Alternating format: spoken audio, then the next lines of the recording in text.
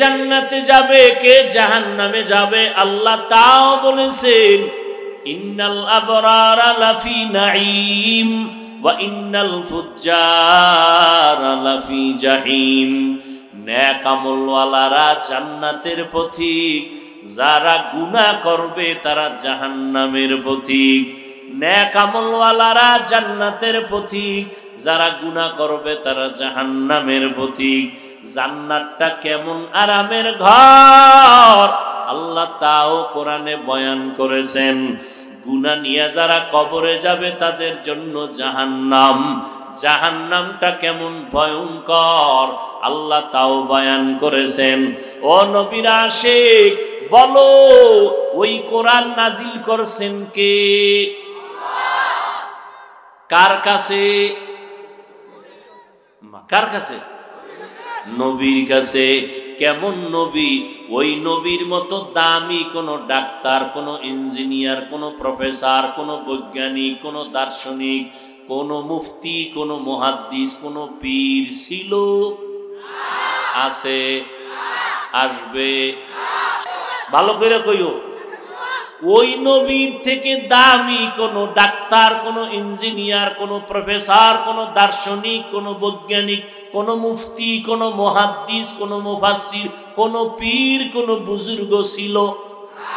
আছে? আসবে? সবাই একমত? ওই নবীর 63 বছর জীবনে একটা মিথ্যা কথা বলেন নাই। এই পণ্ডিত সাহেবেরা, এমন একজন নেতার নাম দাঁড়াইয়া কও যেই নেতায় মিশা কয় না। তোমাদের নিজেদেরকে বাঁচাও, তোমাদের আহালদেরকে বাঁচাও জাহান্নামের আগুন থেকে। কেন? ওয়াকুদুহান নাসু ওয়াল হিজারাহ, জাহান্নামের আগুনের ইন্ধন হবে মানুষ আর পাথর। আলাইহা মালাইকাতুন গিলাজুন শিদাদুল লা ইয়াসুনাল্লাহা মা আমারাহুম।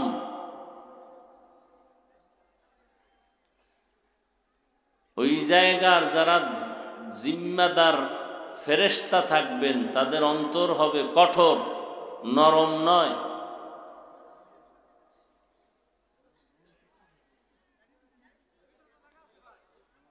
ওয়াইফআলুনা মা ইউমারুন, আল্লাহ যা আদেশ করবেন তার বাইরে তারা কিছুই করবেন না।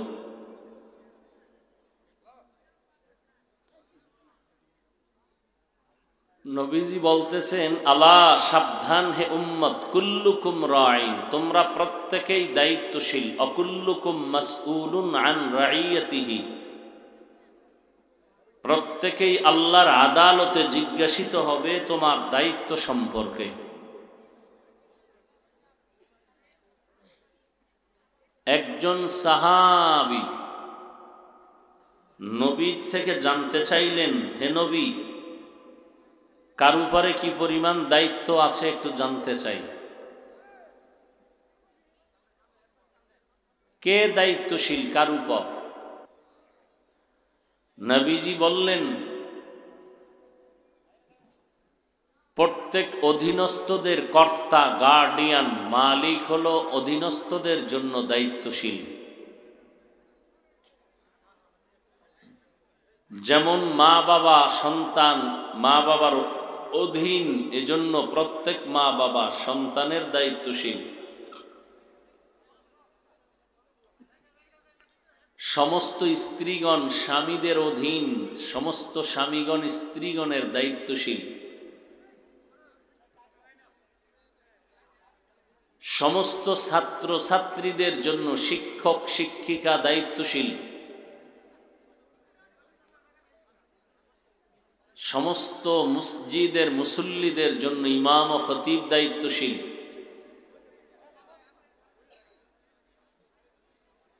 একজন ওয়ার্ডের মেম্বার বা কমিশনার ওয়ার্ডের দায়িত্বশীল, চেয়ারম্যান ইউনিয়নবাসীর দায়িত্বশীল, সরকার গোটা দেশবাসীর দায়িত্বশীল,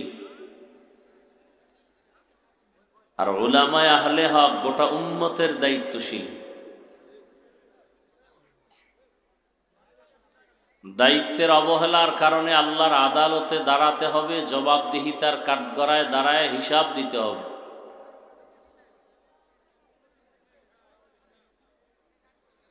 আর একজন সাহাবী দাঁড়ায় বললেন, হে পয়গম্বর, বুঝলাম যার অধীনে যারা থাকে অধীনস্থদের জন্য কর্তা দায়িত্বশীল, আমার অধীনেও কেউ নাই, আমিও কারো অধীনে নাই, আমি একা, আমার কি দায়িত্ব? নবীজি বললেন, আপনি আপনার অঙ্গ প্রত্যঙ্গের দায়িত্বশীল। আমার কলিজার যুবক ভাইরা, ইশারায় কাজ করেন, জবানকে কন্ট্রোল করেন, এটা বেহেশতের বাগান। মাহফিলের যেন কোনো দিক থেকে ক্ষতি না হয়, নিজেও ক্ষতিগ্রস্ত হব না, অন্যরও ক্ষতি করব না ইনশাআল্লাহ। সওয়াবের আশায় আসছেন, এমন কোনো আচরণ যেন না হয় যে সওয়াবের বিপরীতে গুনাহ হবে। আল্লাহ আপনি সবাইকে কবুল করে নেন। নবীজি বললেন, আপনি আপনার অঙ্গ প্রত্যঙ্গের দায়িত্বশীল। আল্লাহ দুটো হাত দিয়েছেন, দুটো চোখ দিয়েছেন, দুটো পা দিয়েছেন, কোনোটাই অনর্থক দেন নাই। প্রত্যেকটা অঙ্গ প্রত্যঙ্গ আল্লাহ দিয়েছেন একটা কাজের জন্য, ডিউটির জন্য। কিয়ামতের ময়দানে আল্লাহ এগুলোর আলাদা হিসাব নেবেন।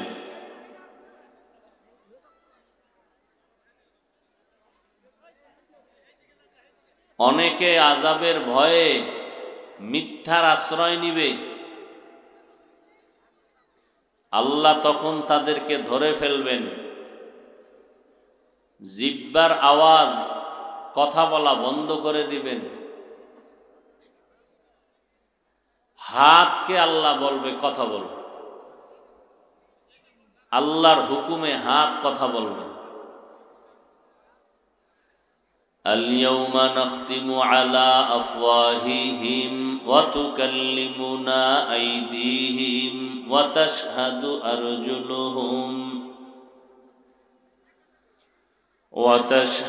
أرجلهم بما كانوا يكسبون दस्त गोयाद मंचुनी दुज़दीदा आम लब गोयद मंचुनी बोसीदा आम चश्म गोयाद चीदा अम गमजा हराम गोश गोयद चीदा अम समरुल कलाम। हाथ अल्लाहर सामने कथा बोलबे, ও দয়ার মালিক, যেই ডিউটি করার জন্য তুমি হাত দিয়েছো ওই ডিউটি বান্দা করে নাই। হাতের দ্বারা কোরআন ধরবে আর পড়বে, বান্দা কখনো কোরআন ধরেও নাই, পড়েও নাই। হাতের দ্বারা মানুষের কল্যাণে কাজ করবে, মা বাবার খেদমত করবে, করে নাই। চোখ আল্লাহর কাছে কথা বলবেন, হে মালিক, দুটো চক্ষু দান করেছো, এই চোখ দিয়া তোমার কুদরত দেখবে, তোমার কোরআন দেখে দেখে পড়বে সওয়াব। এই চোখ দিয়া তোমার ঘর বাইতুল্লাহ দেখবে সওয়াব। এই চোখের দ্বারা মা বাবার চেহারা দেখবে সওয়াব। মুত্তাকি আল্লাহওয়ালা বুজুর্গ দেখবে সওয়াব। কিন্তু বান্দা এই চোখ দিয়া মা বাবারে মোহাব্বতের নজরে দেখে নাই, তোমার ঘর দেখে নাই। মোবাইলটা হাতের সামনে নিয়ে সারাটা রাত কবিরা গুনাহ দেখে দেখে ঘুম নষ্ট করেছে। হাসরের ময়দানে পা কথা বলবে, চোখ কথা বলবে, ঠোঁট কথা বলবে, হাত কথা বলবে। আপনার আমার বিরুদ্ধে কথা বলে দিবে, পালাবার কোনো সুযোগ নেই। এই জন্য রসুল বলেছেন, এই দায়িত্বশীলেরা, যার যার দায়িত্ব যথাযথ পালন করো, না হয় আল্লাহর আদালতে হিসাব দিতে হবে, পালাবার কোনো সুযোগ নেই। এ দুনিয়ার বড় বীর বাহাদুর নমরুদ, ফেরাউন, সাদ্দাত, কারুন, এত বড় তারা বাহাদুর ছিল যে কিয়ামতের আগে এদের মতো বাহাদুর আর আসবে না। যাকে পরাশক্তি বলা হতো, আজও ফেরাউনের লাশ পড়ে আছে কোথায়? মিশরে। এই ফেরাউন গরিব ছিল, ফকির। এক পর্যায়ে আল্লাহ তাকে টাকা পয়সা দিতে দিতে অনেক ধনী হয়ে গেল। মিশরের চেয়ারে বসলো আর বলল, আমি এখন খোদা দাবি করতে চাই। তো দাবি করলে আর ছোট বড় দাবি করে লাভ কি, বড়টাই করি। আনা রব্বুকুমুল আলা, বলল আমি হলাম সব থেকে বড় খোদা। সবাই বলেন নাউযুবিল্লাহ। সেই ফেরাউনকে ধ্বংস করার জন্য আমার আল্লাহ পাকের বিশাল কোনো বাহিনীর প্রয়োজন হয় নাই, লোহিত সাগরের পানি যথেষ্ট হয়ে গেল। এতটা ঘৃণিত হলো এই ফেরাউন নমরুদ। ফেরাউনের লাশ মাটি পর্যন্ত গ্রহণ করে না, মশা মাছি গ্রহণ করে না। আমরা মুমিন মুসলমান ঈমানের কারণে ফেরাউনের নাম শুনতে পারি না, শুনলে লানাতুল্লাহ পড়ি, আল্লাহর অভিশাপ। কিন্তু যারা দুনিয়াদার, আখেরাত চায় না, এদের তো অন্তত ফেরাউনকে মোহাব্বত করা দরকার ছিল। তাদের লাইনের গুরু। কিন্তু দুনিয়াতে কোনো বেঈমানও ফেরাউনকে ভালোবাসে না। যদি বাসতো তো সন্তানের নাম ফেরাউন রাখত। রাখছে কেউ? রাখে নাই। ও ভাই, আওয়াজ বন্ধ করবেন না আপনারা।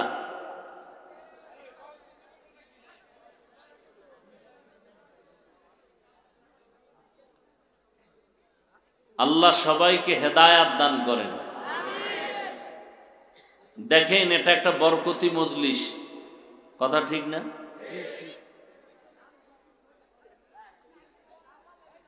এই মাগরিবের পরে আপনারা দীর্ঘ সময় এখানে বসে আছেন। এতগুলো আল্লাহর বান্দাদেরকে যদি এখানে কেউ দুনিয়ার লাইনে বসায়া রাখতে চাইতেন, তাহলে এক নাম্বার তার আসা যাওয়ার গাড়ি দেওয়া লাগতো ফ্রি, কথা ঠিক না? বসার জন্য বিছানা দেওয়া লাগতো ভিআইপি, ফাঁকে ফাঁকে নাস্তা দেওয়া লাগতো, না হয় চেয়ারের বাড়ি, ঠিক নি? এরপরে এতগুলো আল্লাহ পাকের বান্দাদেরকে নিয়ন্ত্রণ করার জন্য লাগতো কত বাহিনী, পুলিশ, র্যাব। তাতেও যদি ভয় থাকতো তো শেষ পর্যন্ত নিরাপত্তার জন্য কুত্তা আনতো, কুত্তা। কারণ মানুষের উপরে বিশ্বাস নাই, বডিগার্ড বডির উপরে কখন জানি গুলি মেরে দেয়। কিন্তু ভিন্ন মাখলুক কুকুর মালিকের সাথে কখনো বেঈমানি করে নাই, করবেও। একটু চিন্তা করেন, আল্লাহ চিন্তা করার মতো মেধা শুধু মানুষকে দিয়েছেন। এজন্য আমরা মানুষ। মান প্লাস হুশ, দুই শব্দের সংযোগ আর সংমিশ্রণে হয় মানুষ।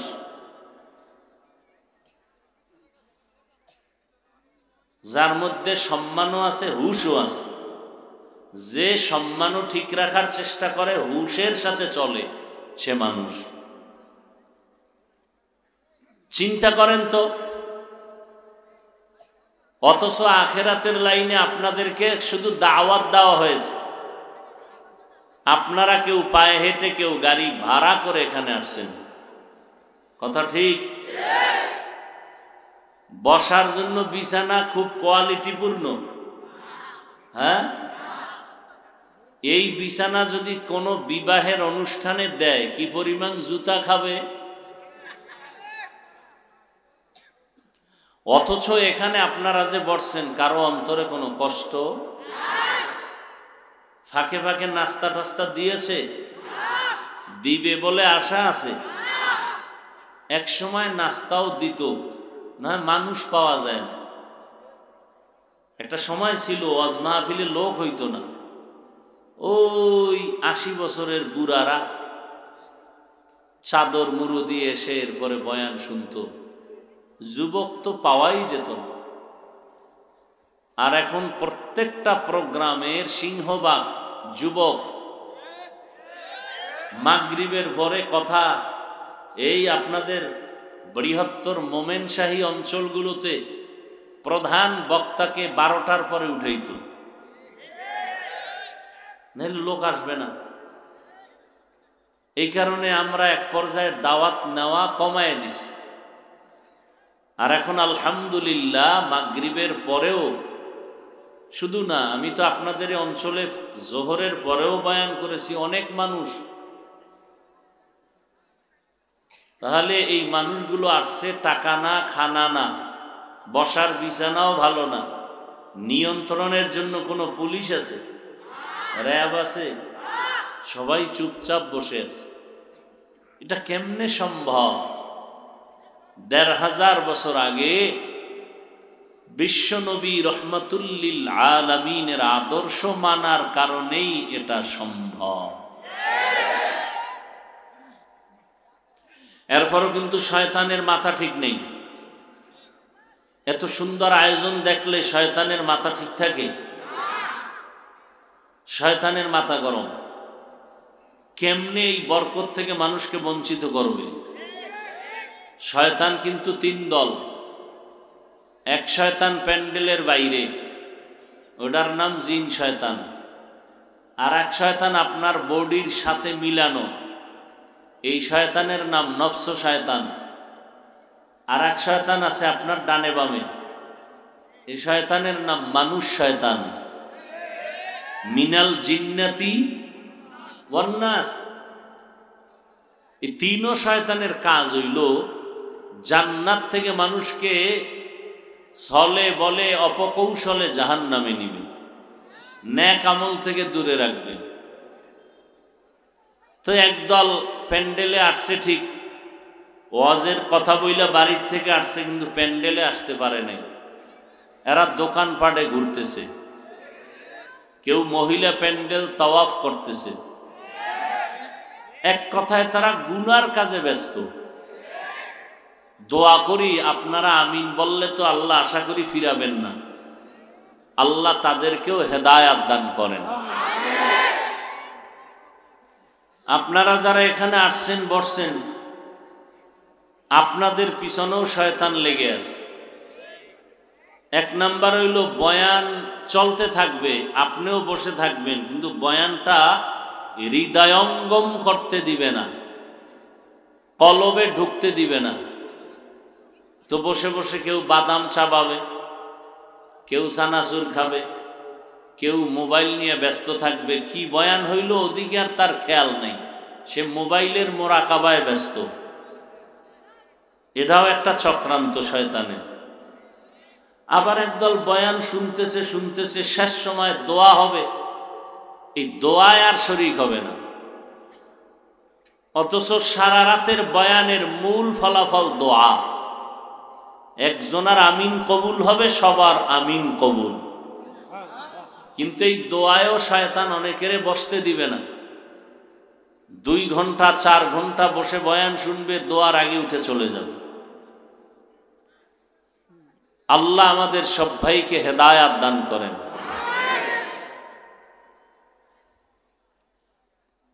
তো দায়িত্বশীল যারা, দায়িত্ব পালনের ফিকির, মা বাবাকে আল্লাহ বলছেন। এবার আসি কোরআনের আয়াত, ইয়া আইয়ুহাল্লাযীনা আমানু কু আনফুসাকুম ওয়া আহলিকুম নারা, এই মুমিন জাহান্নামের আগুন থেকে নিজেকে বাঁচাও। দ্বিতীয় তোমার দায়িত্ব তোমার আহালকে বাঁচাও। এলাকার আব্বা জানেরা, আম্মা জানেরা, জাহান্নামের আগুন থেকে আপনাকেও বাঁচাবেন, আপনার অধীনস্থ আহাল সন্তানদেরকেও বাঁচাবেন। যারা স্বামীর চেয়ারে বসেছেন, আপনিও জাহান্নামের আগুন থেকে আপনাকে বাঁচাবেন, দ্বিতীয় আপনার স্ত্রীদেরকেও বাঁচাবেন। ও শিক্ষক শিক্ষিকাগণ, জাহান্নামের আগুন থেকে আপনাকেও বাঁচাবেন, দ্বিতীয় দায়িত্ব আপনার আহাল ছাত্র ছাত্রীদেরকেও বাঁচাবেন। মসজিদের ইমাম ও খতিব, জাহান্নামের আগুন থেকে আপনি আপনাকে বাঁচাবেন, আপনাদের আহাল এলাকার মুসল্লিদেরকেও বাঁচাবেন। মিম্বর সাহেব, আপনিও আপনাকে জাহান্নাম থেকে বাঁচাবেন, আপনার আহাল ওয়ার্ডের মানুষগুলোকেও জাহান্নামের আগুন থেকে বাঁচাবেন। চেয়ারম্যান সাহেব, আপনিও আপনাকে জাহান্নামের আগুন থেকে বাঁচাবেন, আপনার আহাল ইউনিয়নবাসীকেও জাহান্নামের আগুন থেকে বাঁচাবেন।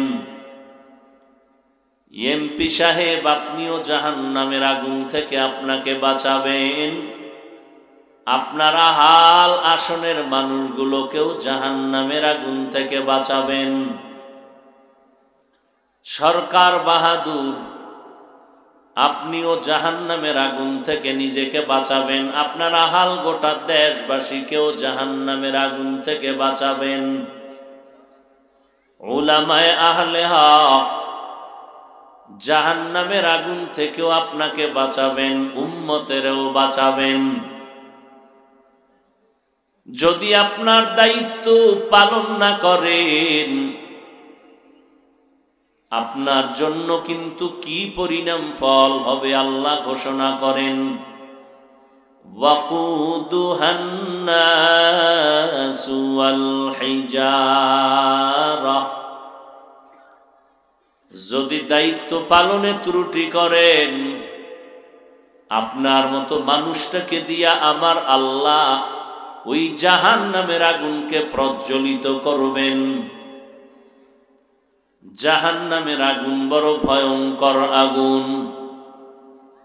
দুনিয়াতেও আগুন আছে, জাহান্নামেরও আগুন আছে। দুনিয়ার আগুনের দ্বারা মানুষের অধিকাংশ ক্ষেত্রে উপকার হয়, ক্ষতির সংখ্যা কম। ক্ষতিও হয় না? অনেক জায়গায় মার্কেট আগুন লেগে পুড়ে গেছে, বাচ্চা আগুনে পুড়ে গেছে, বাড়ির মধ্যে আগুন লেগে বাড়িটা শেষ হয়ে গেছে। দুনিয়ার আগুনের দ্বারাও কিছু ক্ষতি হয়, বেশিরভাগ উপকার হয়। দুনিয়ার আগুন না থাকলে আপনার রান্না চলে না, তরকারি পাকানো চলে না, ভাত হবে না।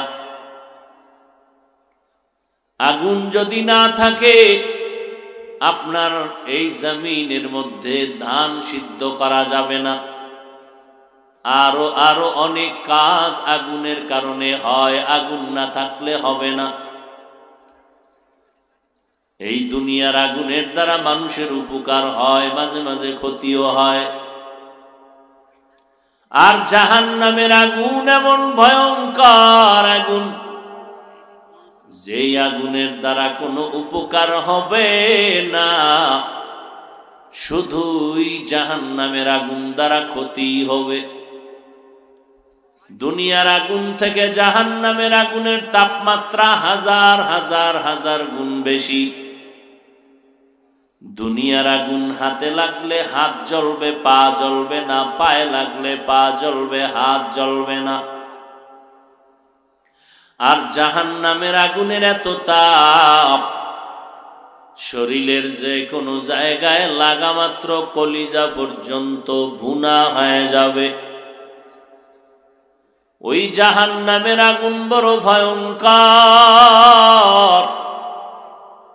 দুনিয়ার আগুন প্রথমে জ্বালাইতে নরম নরম জিনিস লাগে, খেরকুটা, কেরোসিন। আর জাহান্নামের আগুনটা প্রথমে জ্বালাইতেই লাগবে শক্ত জিনিস। আর সে শক্ত জিনিস কি হবে? আল্লাহ কোরআনে বলেন, ওই জাহান্নামের আগুন প্রথমে জ্বালাবো আমি আল্লাহ মানুষ আর পাথর দ্বারা। জাহান্নামের আগুন থেকে নিজেকে বাঁচাও। এই আগুনে যারে ধরবে তার জিন্দেগি বরবাদ হয়ে যাবে। এই আগুন থেকে কেমনে বাঁচাইবা? সামনে আগুন আছে, পড়িয়া গেলে ধরিয়া রাখা যায়, ভয় দেখানো যায়, সামনে আগুন, সাবধান। কিন্তু জাহান্নামের আগুন মরণের পরে অনেক পরের হিসাব। এখন তো জাহান্নামের আগুন দেখি না, বাঁচবো কেমনে? মুফাসসিরিনে কেরাম বলেন, যেই কাজ করলে তুমি জাহান্নামে যাইবা, ওই কাজ থেকে তুমি এখন বেঁচে থাকো। ওয়া আম্মা মান খাফা মাকাম রাব্বিহি ওয়া নাহান নাফসা আনিল হাওয়া ফাইন্নাল জান্নাতা হিয়াল মাওয়া। हर के दारद खौफे हक दर दिल मदाम जन्नतुल मअवा देहद उरा मकाम जुज़बा हक चीज़े मखाअज इंसो जा फजले उआ मस्ते दर जुमला जहा।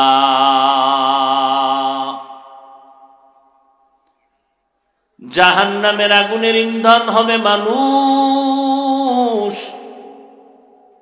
আল্লাহ কোরআনে বলেন, হাসরের ময়দানে আল্লাহর আদালতে দাঁড়াইয়া হিসাব দেওয়ার ভয় যারা নিজেদেরকে গুনাহ থেকে বাঁচাইয়া রাখবে, আল্লাহ বলেন আমি তাকে চিরস্থায়ী শান্তির ঠিকানা জান্নাত দিয়ে দিব।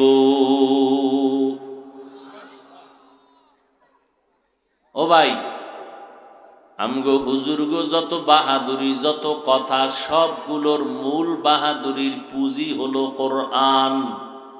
কি? আল্লাহর কথা বলি, নামাজের কথা বলি, জাহান্নামের কথা বলি, জান্নাতের কথা বলি, কিয়ামতের কথা বলি, সব কিছুর পুঁজি কি? কোরআন। আমগো বাহাদুরির মূল পুঁজি কোরআন। এই কোরআন এমন একটা কিতাব, যেই কিতাবের মধ্যে কোনো ভুল, জোরে কান, শুধু তাই না, দুনিয়াতে দ্বিতীয় আর একটা কিতাবও পাবেন না যে লেখক লেখছি আমার কিতাবে কোনো ভুল নাই। সবাই লেখা দেয়, ভুল হলে ধরাইয়া দিবেন, পরবর্তী সংস্করণে সংশোধন করে নিব। আর আমাদের আল্লাহর দেওয়া কিতাব কোরআন এমন একটা কিতাব, যেই কিতাবের শুরুতেই আমার আল্লাহ চ্যালেঞ্জ দিয়া বলেছেন, যালিকাল কিতাবু লা রাইবা ফীহি হুদাল লিল মুত্তাকিন।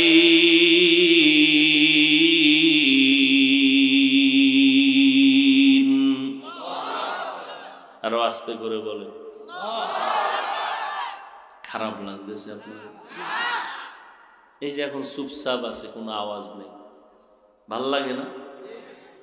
এখানে আওয়াজ ওখানে আওয়াজ, এটা মজলিসেরও কিনা আদব না। আল্লাহ আমাদের সবাইকে আদবওয়ালা জিন্দেগি দান করেন।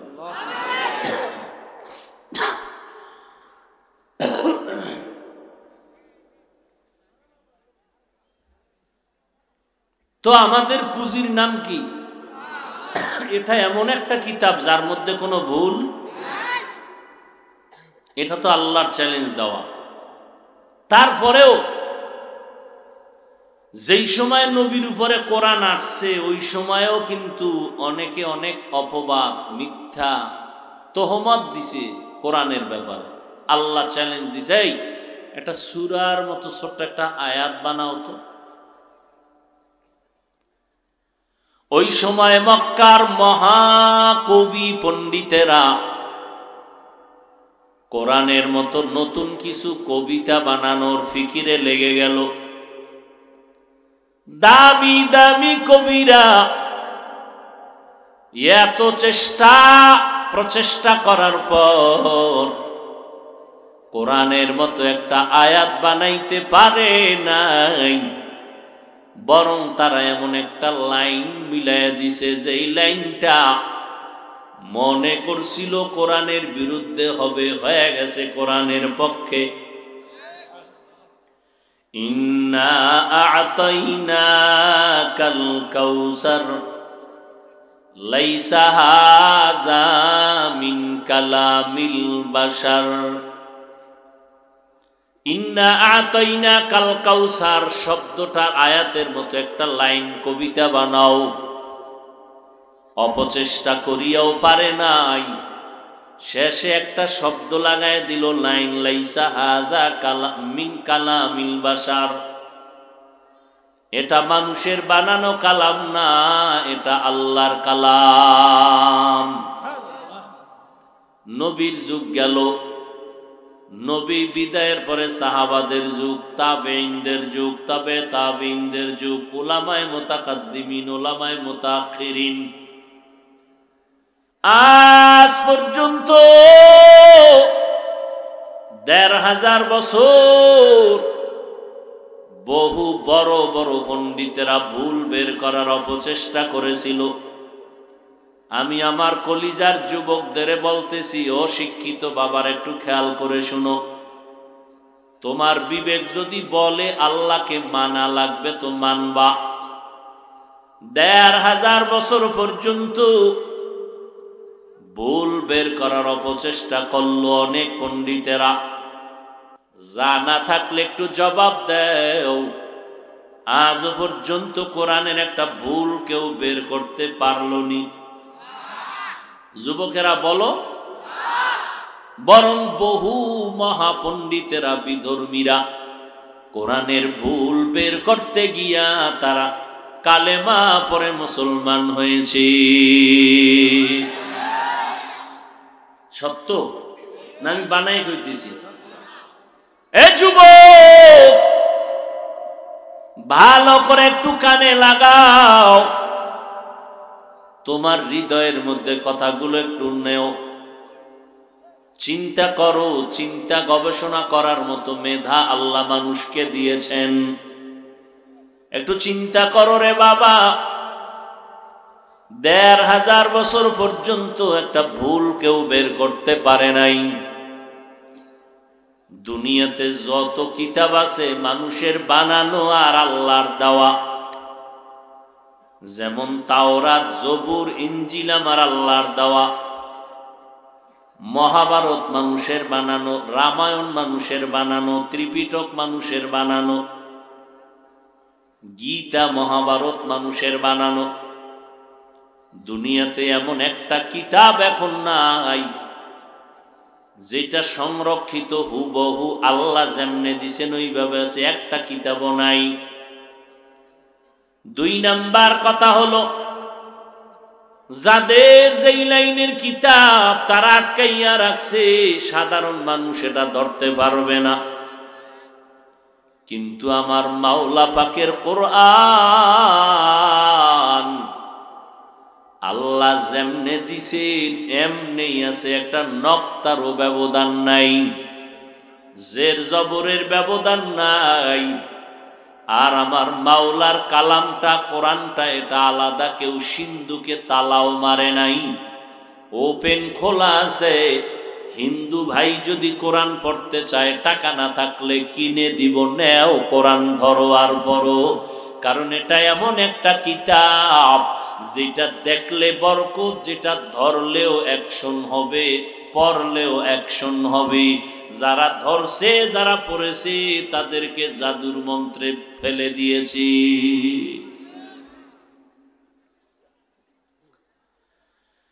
দুনিয়াতে এক কথা শুনতে বারবার মজা লাগে না, কোরআনের কথা যতই শুনি ততই মজা। আমার গায়ের জামার কাপড় কত দামি, আর বাজারের একেবারে কম দামের কাপড় দিয়া কোরআনের গিলাপ বানাইছে, দাম বেড়ে গেছে। ওটারে কেউ পাও লাগায় না, চুমা খায়। চেয়ারের কাঠ কত দামি, কোনো দাম নাই, কিন্তু কোরআনের সাথে যেই নরমাল কাঠ লাগলো, রেহাল নাম হলো, দাম বেড়ে গেল। আপনাদের এই এলাকায় ঘর বাড়ি বিল্ডিং এর অভাব নাই, কিন্তু একটা ঘর বাড়ি বিল্ডিং এর ওই পরিমাণ দাম নাই কোরআনের ঘরটার যেই পরিমাণ দাম। ঠিক নি? আমি হাফিজুর রহমানের কোনো দাম নাই। আল্লাহ এত সম্মান কেন দিয়েছেন? আমি বান্দার কোনো বাহাদুরি না, আমার মাওলার কোরআনের বরকত আর মদিনাওয়ালা নবীর আদর্শের বরকত। ও যুবক, আমার মায়ার নবী, রহমতের নবী, আমার কিয়ামত পর্যন্ত আনেওয়ালা উম্মতের রুহানি ডাক্তার। তোমার জীবনে যখন যেই সাইডে যত রোগ হবে, সব রোগের ঔষধ আমার পয়গম্বর প্রেসক্রিপশন বানাইয়া দিয়া গেছেন। এরে আল্লাহর গোলাম, মানুষের কেমনে বুঝাইয়া দিনের পথে আনবা? আমার নবীর জীবনের ইতিহাসে সেই ঔষধ আছে না নাই? নবীর ঔষধ কত সুন্দর। দেখা হয়েছে, আগে সালাম দাও, কুশল বিনিময় করো, খোঁজ খবর নাও। এইভাবে এক এক করে নবী ধরে ধরে শিখায় গেছেন। আমার মায়ার নবী গোটা দুনিয়ার মানুষের সব রোগের ঔষধ আমার মাওলার মাধ্যমে সব ব্যবস্থা করে দিলেন। আমার আল্লাহ আমার নবীর দিয়া প্রেসক্রিপশন বানায় দিলেন। পরিবার কেমনে চালাইবা, নবী ধৈরা ধৈরা দেখায় দিছেন। ব্যক্তি জীবনটারে কেমনে সাজাইবা, আমার নবী ধরে ধরে দেখায় দিয়ে গেছেন। পরিবার কেমনে সাজাইবা, সমাজ কেমনে সাজাইবা, নবী ধরে ধরে দেখায় গেলেন। এরে আল্লাহর বান্দারা, রাষ্ট্র কেমনে সাজাইবা, আমার নবী তাও দেখায় গেলেন। মদনী জিন্দেগির ইতিহাস। এরে নবীর উম্মতের দল, জালেমদের জুলুম থেকে তুমি নিজেকে কেমনে আত্মরক্ষা করবা, সন্ত্রাসীদের সন্ত্রাসী কর্মকাণ্ড কেমনে বন্ধ করবা, আমার নবী সব এক এক করে দেখায় গেলেন। এরে নবীর উম্মতের দল, এমন একটা সাইড নাই নবী আমাদেরকে দেখান নাই। ও আল্লাহর বান্দারা, যেখানে যে ঔষধের দরকার ওই ঔষধ ব্যবহার করো। যারে সালাম দিলে বান্দা তোমার দিনের পথে আসবে, তারে সালাম দাও। যারে তুমি বিনয় হইয়া বুঝাইলে আসবে, তারে বুঝাও। যদি কাউকে বুঝাইতে গিয়া দিনের পথে না আসে, ওই জায়গায় যদি উল্টা হয়, যুদ্ধ যদি করা লাগে, ইসলামে জিহাদের আইন জারি করিয়া জালেম সন্ত্রাসীদের কর্মকাণ্ড বন্ধ করে দিয়া ওখানে ইসলামের পতাকা উড়াইয়া দাও। সব নবী ভাগ ভাগ ভাগ ভাগ করে দেখায় গেছেন, এমন একটা পয়েন্ট নাই উম্মতের নবী যা দেখায় যান না। সবগুলো পয়েন্ট যারা ফলো করে চলবে তারা চূড়ান্ত সফল, আর যারা অর্ধেক ফলো করবে তারা অর্ধেক সফল। বুঝেন না কথা? ইমামুল আউয়ালিন আল আখিরিন বারে সাদকা রাহমাতাল লিল আলামিন সাইয়্যিদুল কাউনাইন খাতমুল মুরসালিন আখির আমদ বুদ ফখরুল আউয়ালিন শুদ ওজুদাশ রাহমাতাল লিল আলামিন মসজিদে ও শুদ হামারো এ জমিন। ভাইরা আমার, ভালো করে বুঝার চেষ্টা করি। আমাদের বাহাদুরিয়ার চিৎকারের পুঁজির নাম কোরআন। ওই কোরআনের মধ্যে কোনো ভুল আসেনি? যুবকেরা একটু নতুন করে আমাকে স্বীকৃতি দাও, ওই কোরআন সত্য নাকি মিথ্যা? কত পার্সেন্ট সত্য? সবাই একমত? বলো, ওই কোরআনে জান্নাতের বয়ান আসেনি? এই তাল মিলাও না, বুঝে শুনে বলো, বিশেষ করে যুবকরা। ওই কোরআনে জাহান্নামের বয়ান আসেনি? কে জান্নাতে যাবে, কে জাহান্নামে যাবে আল্লাহ তাও বলেছেন, ইন্নাল আবরারা লাফি নাঈম ওয়া ইন্নাল ফুজ্জারা লাফি জাহিম। নেক আমলওয়ালারা জান্নাতের পথিক, যারা গুনাহ করবে তারা জাহান্নামের পথিক। নেক আমলওয়ালারা জান্নাতের পথিক, যারা গুনাহ করবে তারা জাহান্নামের পথিক। জান্নাতটা কেমন আরামের ঘর আল্লাহ তাও কোরআনে বয়ান করেছেন। গুনাহ নিয়ে যারা কবরে যাবে তাদের জন্য জাহান্নাম, জাহান্নামটা কেমন ভয়ঙ্কর আল্লাহ তাও বয়ান করেছেন। ও নবীর আশিক, বলো ওই কোরআন নাজিল করছেন কে? কার কাছে? কার কাছে? নবীর কাছে। কেমন নবী?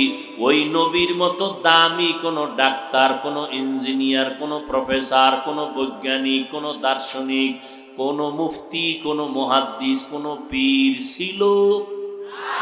আছে? আসবে? ভালো করে কইও।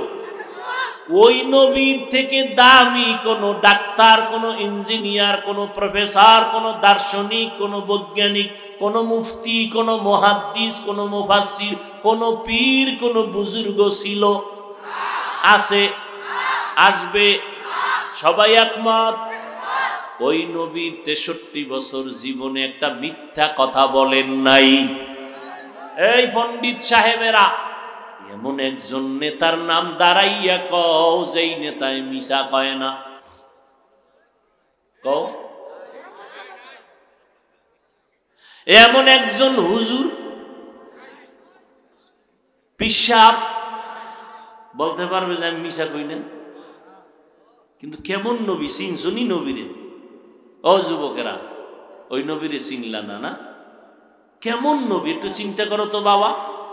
যে 63 বছর জীবনে ভুলেও একটা মিথ্যা কথা বলেন নাই, ভুলেও। যারা নবীর জানের দুশ্মন, ওরাও নবীর উপাধি দিল কি? আল আমিন। যত গালি দিক, আমানতের মাল গোপনে নবীজির কাছে রাখে, মুহাম্মদের কাছে রাখলে খেয়ানত হবে। ওই নবীর আদর্শের মতো দামি কোনো আদর্শ কারো কাছে আসেনি? সবাই বলো। যদি একজন শিক্ষিত দাঁড়াইয়া বলো, হাফিজ ভাই, মদিনাওয়ালা নবীর থেকে দামি আদর্শ আর একজনের কাছে আছে, একটু দাঁড়াইয়া যদি বলতে পারো, সবাইরে সাক্ষী রেখে আমি আল্লাহর কসম করে বলি, আমি নবীজিরটা বাদ দিয়ে আমি তার আদর্শ গ্রহণ করব? বলো, নবীরটা বাদ দিয়া ভালো কোন আদর্শ অন্য কারো কাছে আসেনি? নবীরটাই ভালো, সবাই একমত? ও যুবক, তাহলে আমাকে এবার একটু ফাইনাল জবাব দাও, ওই নবীর আদর্শের মধ্যে নখ কাটার নিয়ম আসেনি? আওয়াজ নেই, বুঝা কও ভাই, তাল মিলাইও না, বহু তাল মিলাইছে। ওই নবীর আদর্শ ভালো না খারাপ, দুর্বল না শ্রেষ্ঠ? ওই নবীর আদর্শে কি নখ কাটার নিয়ম আছে? আছে? নাই? চুল কাটার নিয়ম নাই? তাই তুমি নবীরটা বাদ দিয়া বেঈমানের পা চাটা গোলাম হইয়া কেন চুল কাটো, নখ কাটো? কি স্বার্থ আছে বলো? তোমারে বুঝি বেঈমানের লাইনে চুল কাটলে মাসে মাসে টাকা দেয়, ভাতা দেয়? কও কও, একজনে দাঁড়ায় ক যে হাফিজ ভাই, বেঈমানের লাইনে যদি চুল কাটি আর নখ কাটি, চোখের পাওয়ার বাড়ে, যৌবন বাড়ে, চেহারায় নূর বাড়ে। তে আকামটা কেন করছো কও? একটা স্বার্থ থাকলে না দিলের সান্ত্বনা দেওয়া যায় না? একটা স্বার্থ আছে তো, এই জন্য গেছি নবীরটা বাদ দিয়ে। যদি কও নাই, তাহলে নবীর আদর্শ বাদ দিয়ে বেঈমানের পিছনে কেন গেছো? অথচ বিধর্মীরা নবীর আদর্শ দেখে মুসলমান হইতেছে, তুমি কেন মুসলমান নবীরটা বাদ দিয়ে ওদিকে গেলা? কারণ কি? যদি বলো কোনো কারণ নাই, এমনে এমনে এমনে এমনে কেমনে গেছি জানি না, তাহলে আমি তোমাকে পায়ে হাত রেখে বলবো তওবা করো। যদি বলো হাফিজ ভাই, নিচে নাইমা পাও ধরলে তুমি আর বেঈমানের লাইনে দাড়ি কাটবা না, নামাজ ছাড়বা না, চুল কাটবা না, বলো আমি নিচে নেমে আইসা তোমার পায়ে হাত রাখি, এরপরও চাই তুমি আমার নবীরে কষ্ট দিবা না। আমার নবীর রেখে যাওয়া সুন্নতের আদর্শ কোন হিন্দুরা পালন করবে? আমার নবীর রেখে যাওয়া সুন্নতের আদর্শ কোন ইহুদিরা মানবে? খ্রিস্টানেরা মানবে? একটু জবাব দাও বাবারা, কারা মানবে? তুমি কি মুসলমান না? কেন মানো না রে বাবা? এরপরেও কথা থাকে, মানি না কেন? অনেকে ভাবো বইয়া বইয়া নবীর কথায় মানতে গেলে মনে হয় যেন স্বাধীনতা থাকবে না। ও যুবকেরা, এদিকে তাকাও, আমার কথাগুলো খেয়াল করে জবাব দাও। তুমিও মুসলমান, আমিও মুসলমান, তোমার আল্লাহ আমার আল্লাহ এক, তোমার নবী আমার নবী, তোমার কোরআন আমার কোরআন, তোমার কাবা আমার কাবা, তোমার ধর্ম আমার ধর্ম, তোমার কালেমা আমার কালেমা। দুনিয়াতে আসছি নাকি তোমরা লঙ্গি পরে আসছো? সবই এক। বিদায় বেলা কাফনের কাফন হবে সংখ্যা কয়টা? আমি বক্তার সম্মানে একটা কাফন কেউ বাড়াইয়াও দিবে না। তুমি গরিব, মরিয়া গেলে তুমি গরিব হওয়ার কারণে একটা কাফন কেউ কমাইয়াও দিবে না। আমারও 3 কাফন, তোমারও 3 কাফন, কালার হবে আলাদা। কালার কি? কি কালার?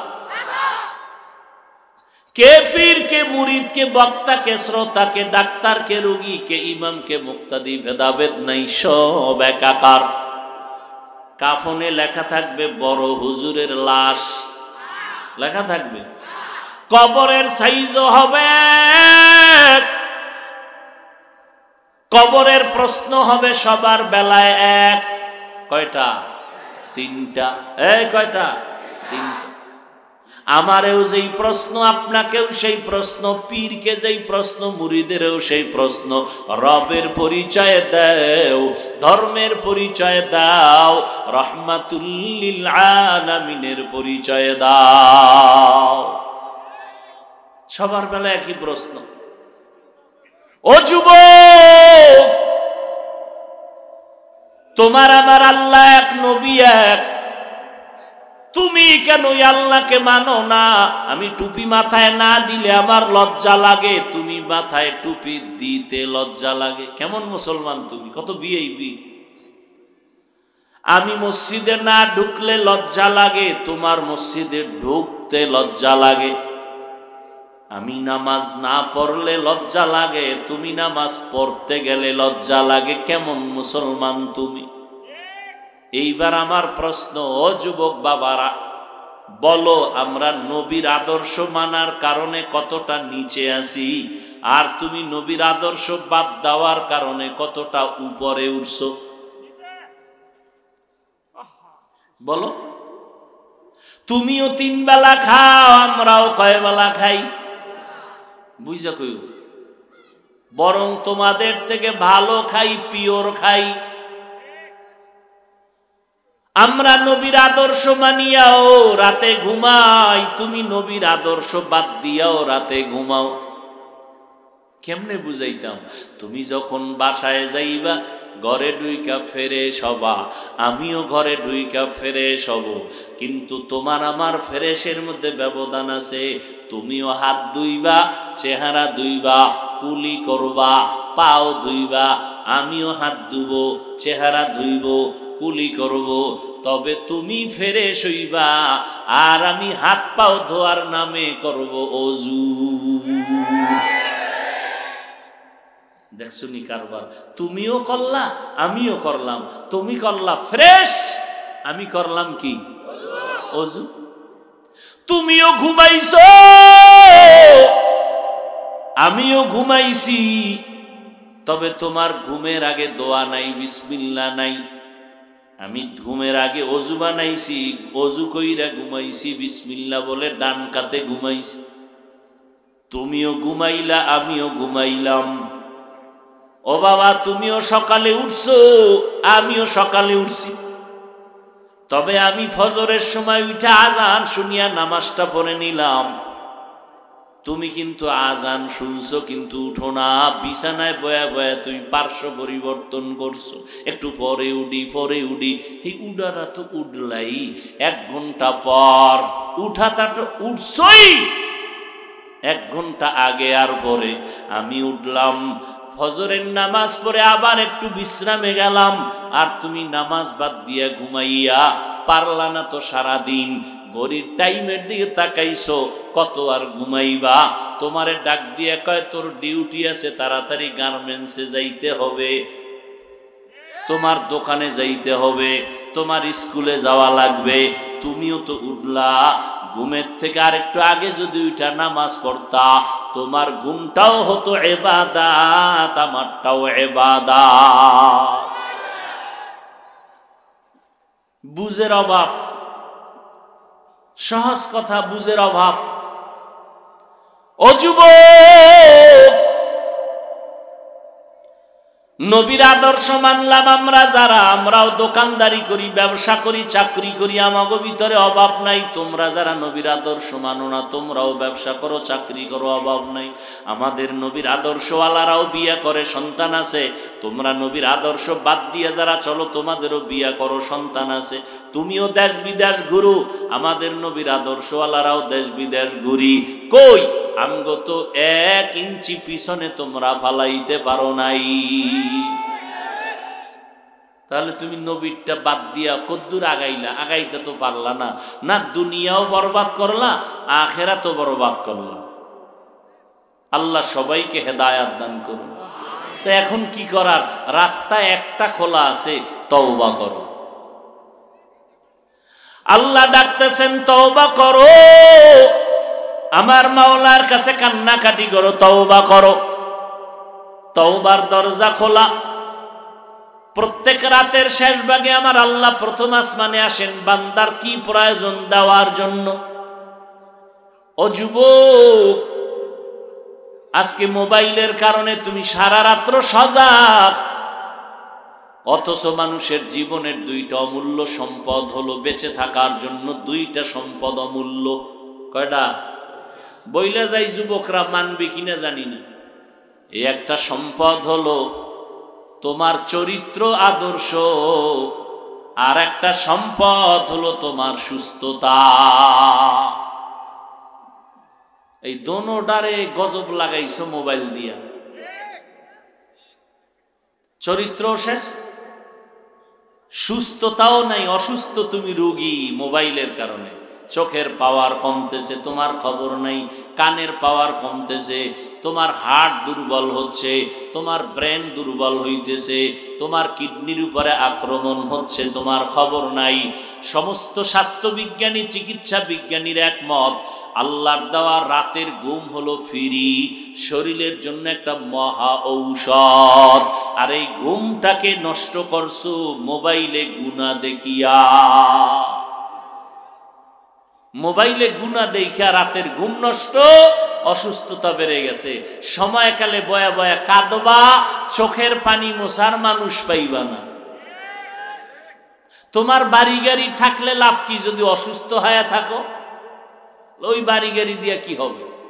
ডাইনিং টেবিলে কত ধরনের গোশত, মাছ, তরকারি, ডাক্তার কইছে খাওয়া যাবে না, তো ওই ডাইনিং টেবিলে থাকলে কি আর না থাকলে কি? এই জিন্দেগির লাভ কি? হেদায়েতের মালিক আমার আল্লাহ। সুস্থতা জীবনের অমূল্য সম্পদ, আর সুস্থতার জন্য আল্লাহ তোমাকে ফিরিয়ে দিলেন রাতের ঘুম। আবার রাতের ঘুমটা কিন্তু সব ঘুমটা না, প্রথম রাতের ঘুম না, শেষ রাতের ঘুমও না। শরীরের ঔষধ হলো মধ্যরাতের ঘুম।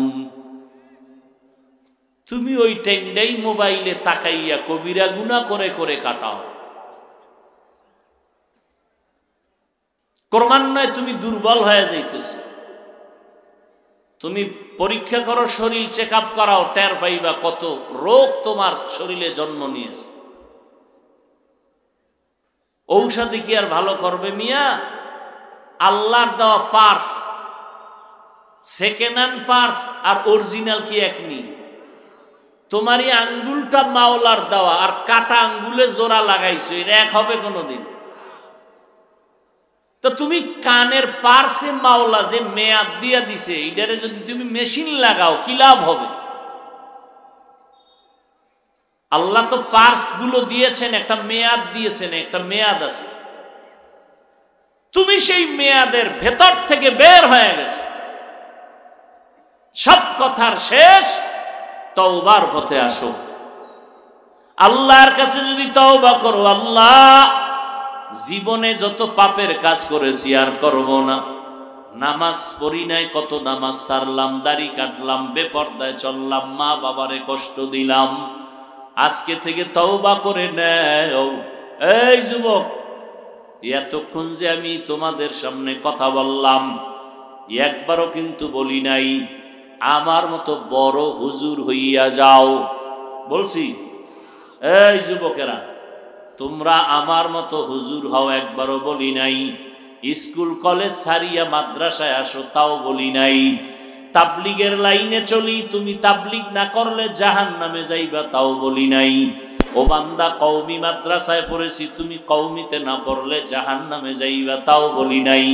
ও নবীর আশিক, তুমি যেই লাইনে থাকো, পাঁচ বেলার নামাজ পড়ো, মা বাবার দোয়া নিয়ে চলো, ওলামায়ে কেরামের পরামর্শ নিয়ে চলো, আর জীবনে তওবা করে নাও। তোমার মতো কত বান্দা জীবনে মাদ্রাসায় পড়ে নাই, স্কুল কলেজ জেনারেল লাইনে থাইকা পাঁচ বেলার নামাজ পড়ে আছে না নাই? তুমি কেন পারবা না? তোমার মতো সন্তান তাকাইয়া দেখো, স্কুল কলেজে পড়ে, নামাজ ছাড়ে না, দাড়ি কাটে না, বেপরদায় চলে না, মা বাবার সাথে বেয়াদবি করে না। তোমার মতো যুবক রাস্তায় গাড়ি চালায়, পাঁচ বেলার নামাজ পড়ে, তুমি কেন পারবা না? ময়দানে কৃষিকাজ করে, নামাজ ছাড়ে না, তুমি কেন পারবা না? হেদায়াতের মালিক আমার আল্লাহ, তোমাকে এত বয়ানের পরেও কেন তোমার বুঝে আসে না? অন্তর কেন নরম হয় না? মুনাজাতে কেন কান্না আসে না? আল্লাহর কাছে তওবা করো, মা বাবার কাছে দোয়া চাও, ওলামায়ে কেরামের থেকে দোয়া নিয়া আজকে থেকে তৈরি হয়ে যাও, মরিয়া গেলে যাব, হায়াতের মালিক আল্লাহ, ইজ্জতের মালিক আল্লাহ, রিজিকের মালিক আমার আল্লাহ।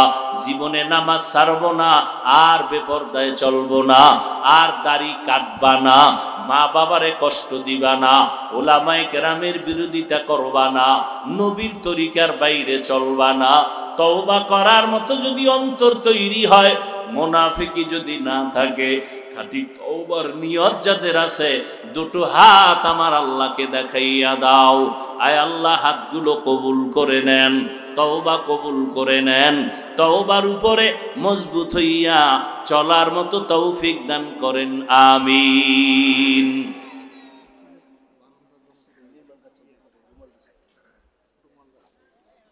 ভাইরা আমার পরে বয়ান চলবে ইনশাআল্লাহ। আপনারা ঘুমাবেন? ঘুম আছে বাঙালি? ও বাইরে গেলে আড্ডা দিবেন, দোকানে ঘুরবেন, মোবাইল চালাবেন, এই গুনাহ।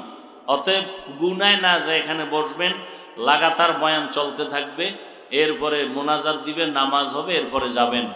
আর মসজিদ না, মসজিদের কাজ চলতেছে, আপনাদের কাছে রুমাল ব্যাগ নিয়ে যাবে, ওই মসজিদের খেদমতের জন্য মহাব্বতে সবাই একটু পকেটে হাত দিয়া সাধ্য মতো 1000, 500, 5100 যা পারি সবাই একটু দেই।